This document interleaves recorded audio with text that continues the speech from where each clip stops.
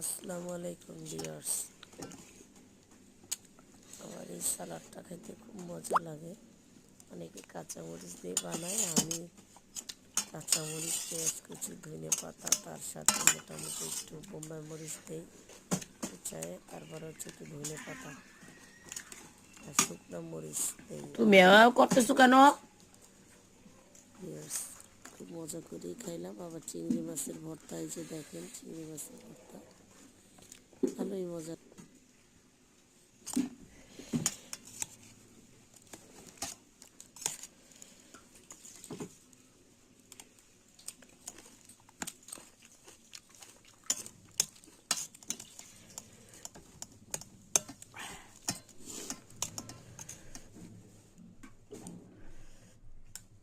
এই হালা একটা ডিস্টার্ব, কেউ বাথরুমে যাওয়ার সময় হালা যাই বাথরুমে ঢুকবে।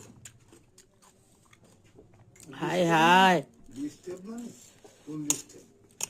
পানি খাইতে চরম ডিস্টার্ব।